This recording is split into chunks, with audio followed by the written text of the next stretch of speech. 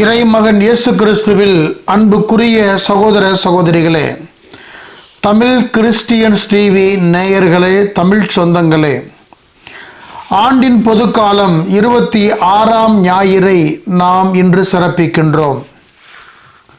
இன்றைய சிந்தனையின் மைய பொருளாக அமைவது சுவர்களை தகர்ப்போம். சுவர்களை தகர்ப்போம்.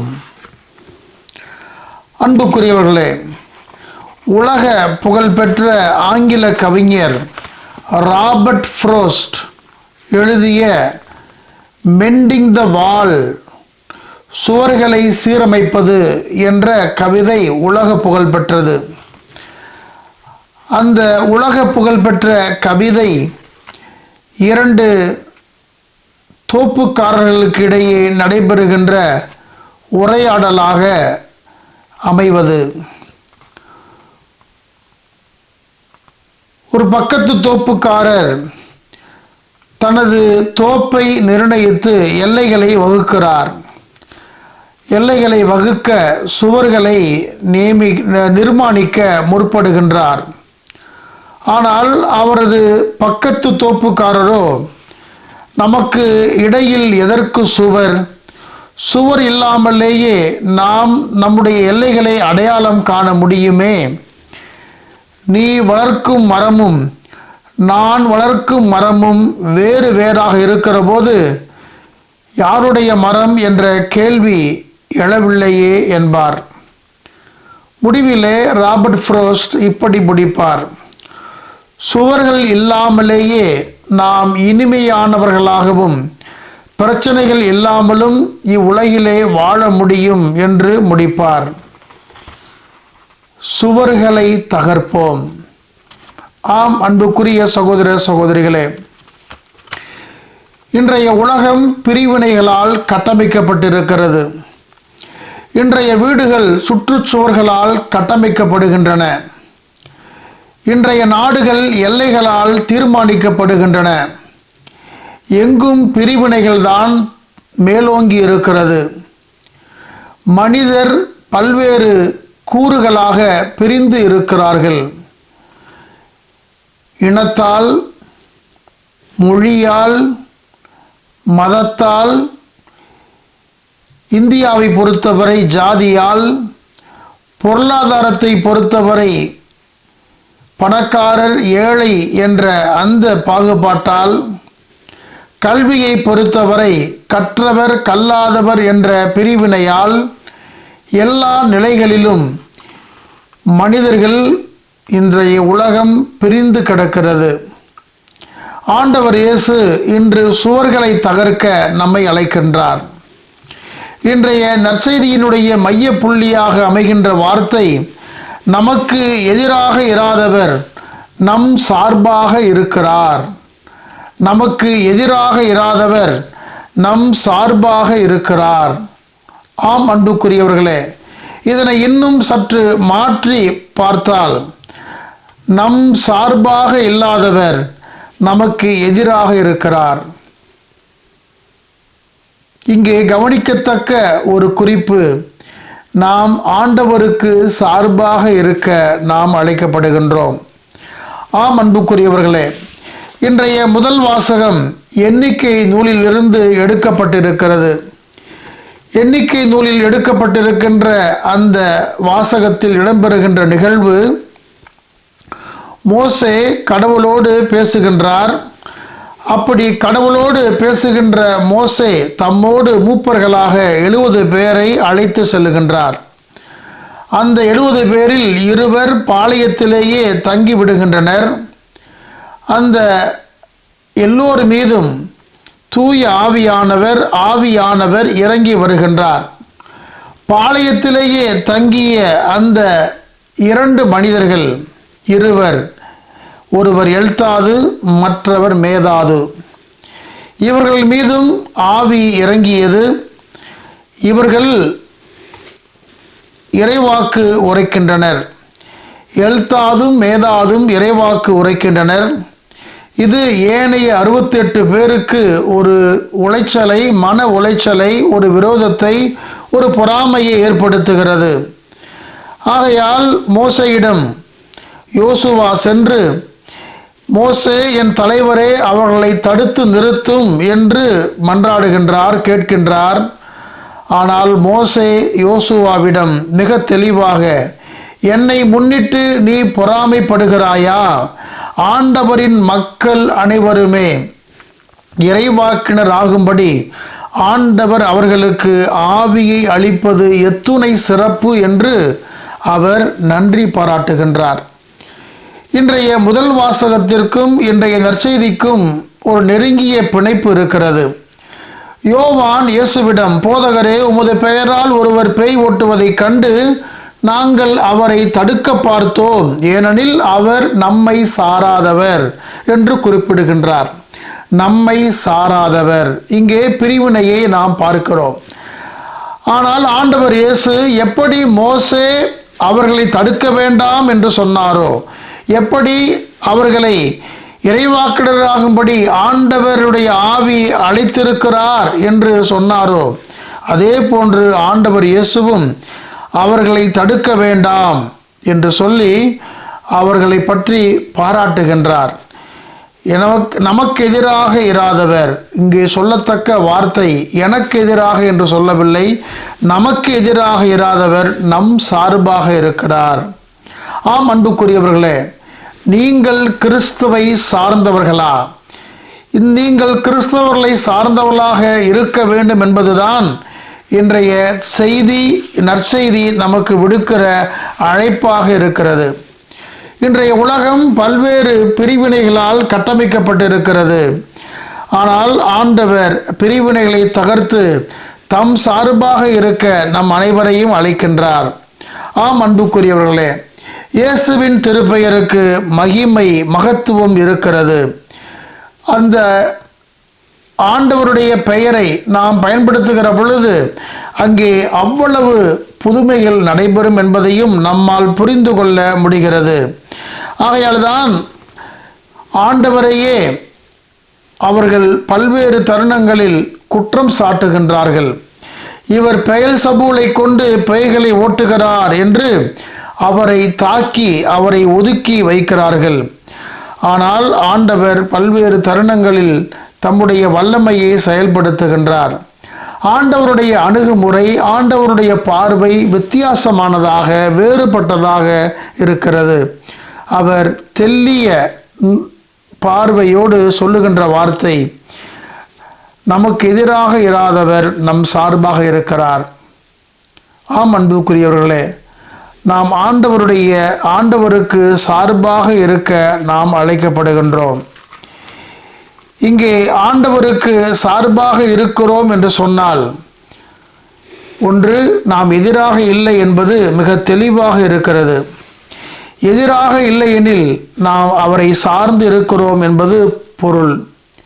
இங்கே வெறுப்பு இல்லை, பகைமை இல்லை, பொறாமை இல்லை, இலக்காரம் இல்லை, மேல் ஆதிக்கம் இல்லை.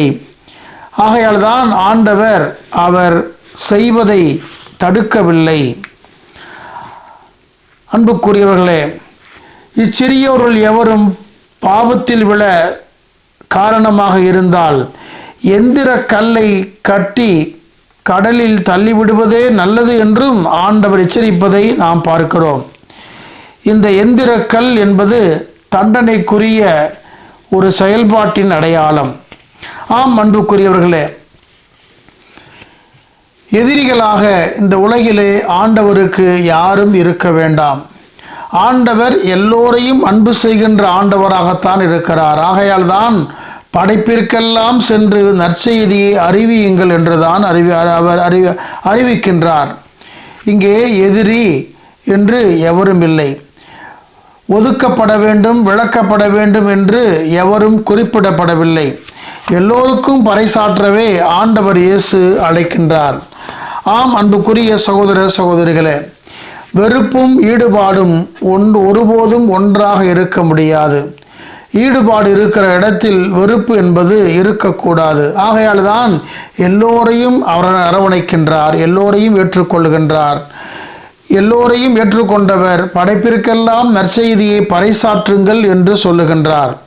ஆம் அன்புக்குரிய சகோதர சகோதரிகளே, யாரையும் வெறுத்து ஒதுக்கி வைக்காமல் எல்லோருக்கும் நற்செய்தியை பறைசாற்ற ஆண்டவர் இயேசு நம்மை அழைக்கின்றார். இன்றைய நற்செய்தி இதைத்தான் நமக்கு மைய கருத்தாக எடுத்து இயம்புகிறது. மதில் சுவரை, எல்லை சுவர்களை நாம் தகர்த்தெறிவோம், எல்லைகளை தகர்த்தெறிவோம். ஒரு தாய் பிள்ளைகளாக, ஓரின பிள்ளைகளாக நாம் இருக்க முற்படுவோம். எல்லோரையும் அரவணைக்கின்ற மக்களாக நாம் இருக்க முற்படுவோம்.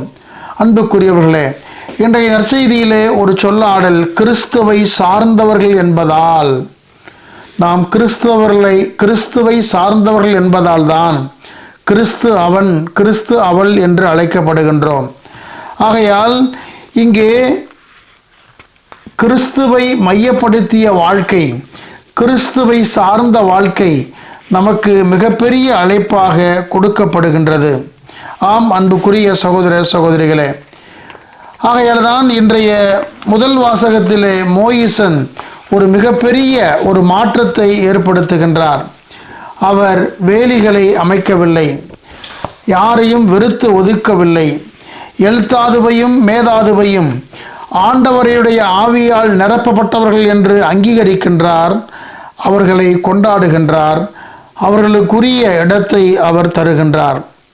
ஆண்டவர் இயேசுவும் இன்றைய நற்செய்தியிலே அவர் யாரையும் தடுக்கவில்லை. ஏனெனில் என் பெயரால் வல்ல செயல் புரிபவர் அவ்வளவு எளிதாக என்னை குறித்து இகழ்ந்து பேச மாட்டார். ஏனெனில் நமக்கு எதிராக இராதவர் நமக்கு சார்பாக, நம் சார்பாக இருக்கிறார் என்று ஆண்டவர் சொல்லுகின்றார். ஆம் அன்புக்குரியவர்களே, ஆண்டவர் இயேசு எல்லோரையும் அரவணைத்தார். எல்லோருக்கும் உரிய மனிதராக, எல்லோருக்கும் உரிய நபராகத்தான் அவர் வாழ்ந்தார். பரிசேயரையும் அவர் வெறுக்கவில்லை. வெளிவேடக்காரரே உங்களுக்கு ஐயோ கேடு என்று சொன்னாலும் கூட, வெள்ளையடிக்கப்பட்ட கல்லறைகளே உங்களுக்கு ஐயோ கேடு என்று அவர்களை திட்டினாலும் கூட, அவர்கள் நல்லது செய்கிற போது பாராட்டுகின்றார். பரிசேயருடைய இல்லங்களிலும் அவர் உணவு அருந்துகின்றார். அவருக்காக பரிந்து பேசுகின்ற பரிசேயரும் தலைமைச் சங்கத்தில் இருந்தார்கள் என்பதை நாம் அறிய முடிகிறது. ஆம் அன்புக்குரிய சகோதர சகோதரிகளே, அரிமத்தையா, சூசை, நிக்கதேமு என்று நாம் அவருடைய நட்பு வட்டாரத்தை அடையாளப்படுத்த முடியும். ரோமை சாம்ராஜ்யத்தையும் அவர் அரவணைத்தார். நூற்றுவர் தலைவனுக்கு அனுசரணையாக அவர் நடந்து கொண்டார். ஒரு வார்த்தை சொல்லும் எமது ஊழியன் குணமடைவான் என்று சொன்னபோது அவர் அவருடைய விசுவாசத்தை பாராட்டி அவருக்கு உரியவற்றையும் செய்தார். மத்தேயு விளக்கப்பட்டவர், வரி தண்டுபவர், வரி வசூலிக்கின்றவர், எல்லோராலும் வெறுக்கப்பட்டவர், பாவி என்று ஒதுக்கப்பட்டவர், அவரையும் அள்ளி அரவணைத்தார். எல்லோருக்கும் உரிய மனிதராகத்தான் ஆண்டவர் இயேசு இயங்கினார், நடந்து கொண்டார். விபச்சாரத்தில் பிடிப்பட்ட பெண்ணை ஆண்டவர் தீர்ப்பிடவில்லை. அவருக்குரிய அங்கீகாரத்தை கொடுத்து, நானும் தீர்ப்பிடவில்லை, இனி பாவம் செய்யாதே என்று அன்பை வெளிப்படுத்துகின்றார். சமாரிய பெண்ணோடும் அவர் நெருங்கிய நட்புணர்வை வெளிப்படுத்துகின்றார். கிணற்றடியில் ஆண்டவர் இயேசுவை சந்தித்த அந்த சமாரிய பெண் ஆண்டவருடைய சீடராகவே மாறுகின்ற அளவுக்கு வாழ்வழிக்கும் தண்ணீராக அவர் அவரையும் அரவணைத்து கொண்டார். ஆம் அன்புக்குரிய சகோதர சகோதரிகளே, நல்ல சமாரிய நோமையின் வழியாக சமாரிய மக்களையும் அவர் கொண்டாடுகின்றார். எல்லா நிலைகளிலும் அவர் எல்லோரையும் அரவணைத்தார். எல்லோருக்கும் உரிய மனிதராக இவர் இருந்தார். ஆம் அன்புக்குரியவர்களே, அவருடைய உயிர்ப்பிற்கு பிறகும் கூட நாம் சந்திக்கிற நிகழ்வு பவுலடியாரோடு ஆண்டவர் மேற்கொண்ட நிகழ்வு. சவுல் என்பவரை பவுலாக ஆட்கொண்ட நம் ஆண்டவர் இயேசு அவருக்குரிய அங்கீகாரத்தை கொடுக்கின்றார். புறவினத்தாரின் திருத்தூதராக திரு அவை அவரை ஏற்றுக்கொள்ளும் வகையிலே அவர் பல்வேறு வல்ல செயல்களை செய்வதற்கும் ஆண்டவர் உறுதுணையாக இருக்கின்றார். ஆம் அன்புக்குரியவர்களே, எல்லா நிலைகளிலும், எல்லா தலங்களிலும் எல்லோரையும் ஏற்றுக்கொள்ளுகின்ற, எல்லோரையும் அன்பு செய்கின்ற, எல்லோரையும் அரவணைக்கின்ற இயேசுவாக நம் ஆண்டவர் இயேசு இருக்கின்றார். ஆகையால் தான் நமக்கு எதிராக இராதவர் நம் சார்பாக இருக்கிறார். நாமும் கிறிஸ்துவை சார்ந்தவர்களாக இருக்க அழைக்கப்படுகின்றோம். ஆம் அன்புக்குரியவர்களே, நாமும் அதே தூய ஆவியை பெற்றிருக்கின்றோம். திருமுழுக்கு வழியாக, நம்முடைய உறுதி பூசுதல் வழியாக ஆண்டவருடைய ஆவி நம்மீது இறங்கி வந்திருக்கிறது. நாமும் கிறிஸ்துவை சார்ந்தவர்களாக நம்முடைய அன்றாட செயல்பாடுகளில் ஒளிரவும் மிளிரவும் அழைக்கப்படுகின்றோம். இயேசுவின் காலத்திலேயே கிரேக்கர்கள் ஆண்டவர் இயேசுவை தேடுவதை நாம் பார்க்கிறோம். ஆண்டவர் இயேசு அந்த கிரேக்கரையும் தம்மை சந்திக்க அனுமதிக்கின்றார். அவர்களையும் அன்பு செய்கின்றார். யோவேல் இறைவாக்கினர் சொல்வது போல,